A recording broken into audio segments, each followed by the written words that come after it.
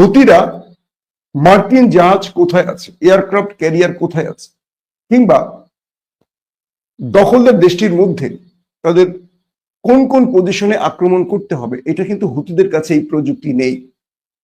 কিন্তু হুতিরা যে hypersonic missile গুলো ছুটতো, একদম টার্গেটে গিয়ে সেগুলো হিট করতো, কি করে সম্ভব?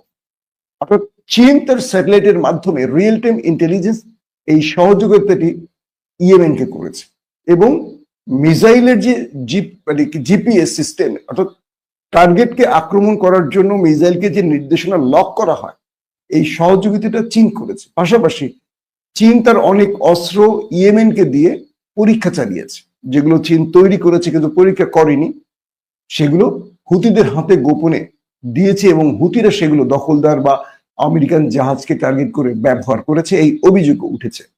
তো এবার বলা হচ্ছে রাশিয়া ইউক্রেনের এই যুদ্ধটাকে দীর্ঘ করে মার্কিন যুক্তরাষ্ট্রকে রাশিয়ার মধ্যেই ব্যস্ত রাখার চেষ্টা করছে চীন।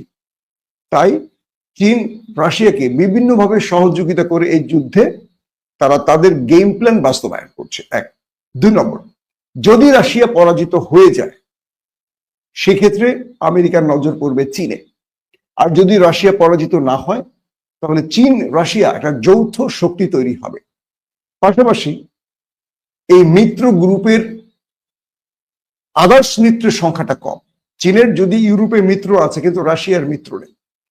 এখন যদি দখলদারদের কাছে ইরান হেরে যায় তাহলে রাশিয়া তার মিত্র হারাবে।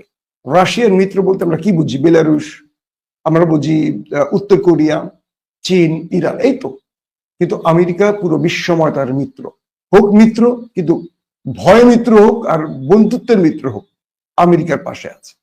তো এই মুহূর্তে ইরান এবং রাশিয়ার একটা দূরত্ব আমরা দেখছি, যদিও এই দূরত্বটা ইরান বা রাশিয়া তৈরি করতে দেবে না, কারণ ইরানেরও রাশিয়াকে লাগবে, রাশিয়ারও ইরানকে লাগবে, কিন্তু ভেতরে তাদের রেশারেশি বা একে অপরের প্রতি অভিমানটা কিন্তু আছে, এটা বুঝতে পারছি। এখন রাশিয়া পারে যে কোনো ভাবে ইরানের কোনো একটি টার্গেট ফিল আপ করে ইরানকে তার পক্ষে নিয়ে আসবে, আর যদি রাশিয়া সেই কাজটি না করে তাহলে ইরানও সহজে রাশিয়াকে ছাড়তে পারবে না। অ্যাটলিস্ট আন্তর্জাতিক বাজারে বা আন্তর্জাতিক ফোরামে রাশিয়াকে দিয়ে কিছু কথা তো ইরান বলাতে পারে। হয়তো এটুকুর জন্য ইরান চুপ থাকবে, রাশিয়ার প্রতারণাকে তারা সহ্য করে নেবে।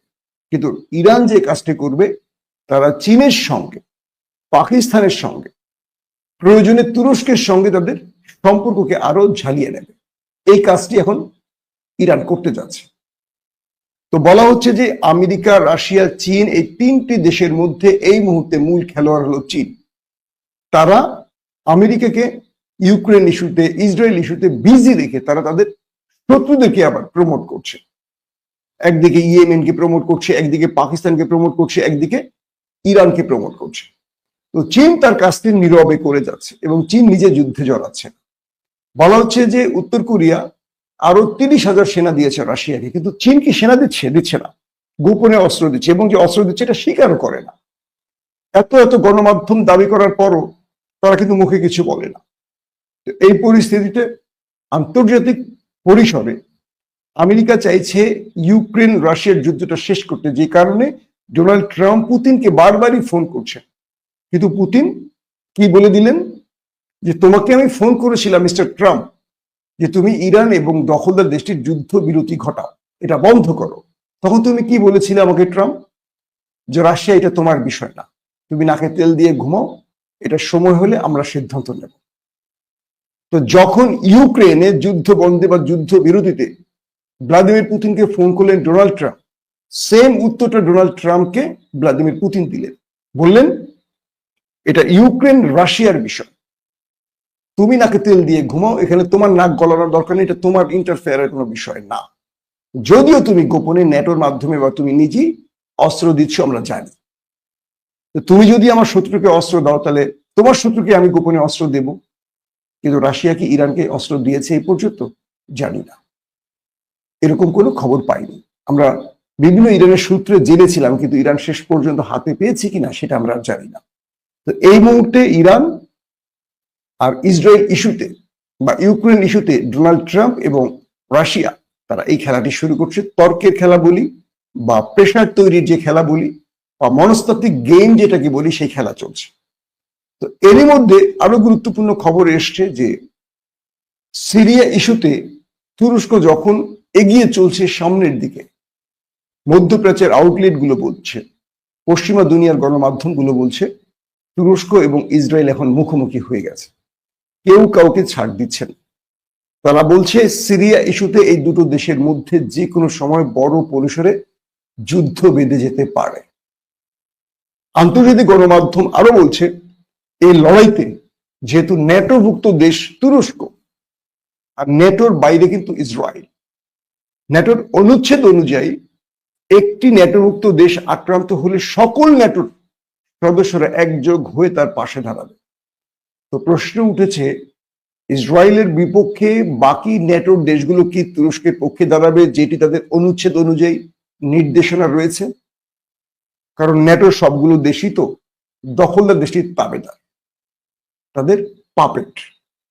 একটি ব্যাপার। দ্বিতীয় ব্যাপারটি হলো তুরস্ক হুঁশিয়ারি দিয়ে বলেছে আমরা দখলদারদেরকে একটি বিষয় উল্লেখ করে দিতে চাই, তুরস্ক দেশটির নাম তুরস্ক, এটি গাজা নয়। আমরা তাদেরকে বলবো সিরিয়ার আকাশে তাদের যুদ্ধ বিমান যেন আর আর উড়ে না আসে, কোনো প্রকার স্ট্রাইক যেন সিরিয়ায় না চলে। যদি এটি নেতানিয়াহু করেন সেক্ষেত্রে তুরস্ক তাকে যে জবাবটি দেবে এটি ভয়াবহ হবে। তার মানে আমরা বলতে পারি ইরান ইস্যু শেষ না হতেই তুরস্ক এবার দখলদারদেরকে ভিন্ন বার্তা দিতে যাচ্ছে। তবে এখানে একটা গেম আছে। তুরস্ক এই টাইমটি হয়তো ইরানের সাথে ঠিক করে নিয়েছে যে তোমাকে ও মেরেছে, তুমিও মেরেছো, ও আবার শক্তি তৈরি করছে, টোমাহক আনছে, বাংকার বাস্টার আনছে, B2 বোম্বার্স আমেরিকা থেকে আনছে, পাশাপাশি ও থার্ড অ্যারো, প্যাট্রিয়ট, আয়রন ডোমের ব্যাটারি এনে জমা করছে, মিসাইল এনে জমা করছে। তার মানে তোমার সাথে দীর্ঘ মেয়াদী যুদ্ধ করতে চায় ইরান। আসো তুমি আমি একাট্টা হয়ে এবার খেলাটা খেলি। কি রকম? তোমার সঙ্গে ওর বিরোধটা হলো পারমাণবিক চুক্তি ইস্যুতে, আসলে এটা নয়। মধ্যপ্রাচ্যে ইরাকে রূপ দিতে চায় ইসরায়েল, যাতে করে মধ্যপ্রাচ্যে তার আধিপত্য মার্কিন যুক্তরাষ্ট্রের ক্যান্টনমেন্ট খ্যাত দখলদার দেশটি তারা মাথা উঁচু করে দাঁড়াতে পারে, আর ইরান দাঁড়ালে তারা শুয়ে পড়বে। দুটো দেশের একটিকে দাঁড়াতে হবে মধ্যপ্রাচ্যের মরুলিপনায়। আর এই সুযোগটি তুরস্ক সিরিয়া ইস্যুতে কাজে লাগাবে।